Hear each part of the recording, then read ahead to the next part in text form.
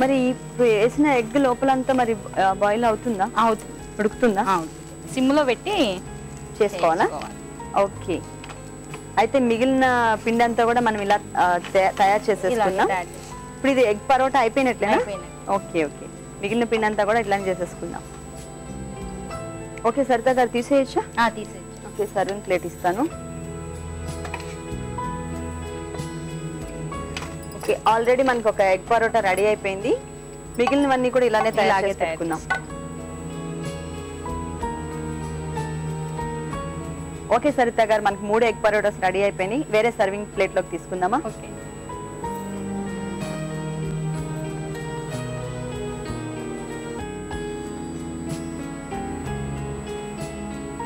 Onions తో garnish చేస్తున్నారు.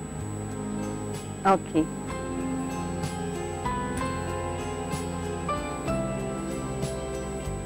Egg paratha ready అయింది. ఓకే అండి. మరి టేస్ట్ చూసే ముందు మన సకులందరి కోసం దీనికి కావాల్సిన పదార్థాలు తయారు చేసే విధానం చెప్తాను. ఎగ్ పరోటా టేస్ట్ చూసే ముందు దీనికి కావాల్సిన పదార్థాలు తయారు చేసే విధానం మరొకసారి చూద్దాం. ఎగ్ పరోటా తయారు చేయడానికి కావాల్సిన పదార్థాలు ఎగ్స్, గోధుమ పిండి, ఆయిల్, పచ్చిమిర్చి, ఉల్లిపాయ ముక్కలు, ఉప్పు, కారం. ఎగ్ పరోటా తయారు చేసే విధానం: గోధుమ పిండిలో కొద్దిగా ఉప్పు వేసి ముద్దలా కలుపుకొని 10 నిమిషాలు నాననివ్వాలి. తర్వాత ఒక బౌల్ తీసుకుని అందులో ఎగ్ సొన, ఉప్పు, కారం వేసి బాగా కలిపి పక్కన ఉంచాలి.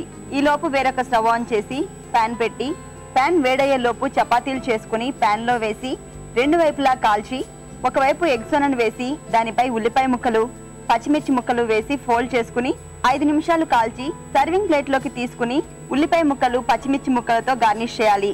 అంతే, ఎగ్ పరోటా రెడీ. ఎగ్ పరోటాకి కావాల్సిన పదార్థాలు తయారు చేసే విధానం తెలుసుకున్నారు కదా. ఇప్పుడు టేస్ట్ చూద్దాం.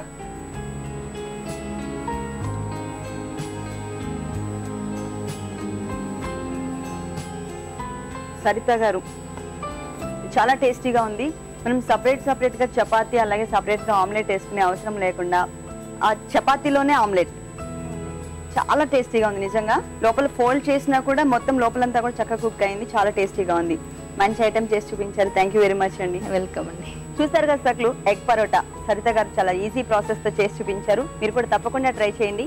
మీరు మా వంటల సందడి కార్యక్రమంలో పాల్గొనాలంటే మాకు కాల్ చేయాల్సిన నంబర్ 040-2555-6540కి కాల్ చేసి వంటల సందడి కార్యక్రమంలో పాల్గొనండి. ఇది ఇవాల్టి వంటల సందడి. తిరిగి రేపు వంటల సందడిలో మరో వెరైటీ ఐటమ్ తో మళ్ళీ కలుద్దాం. అంతవరకు సెలవు.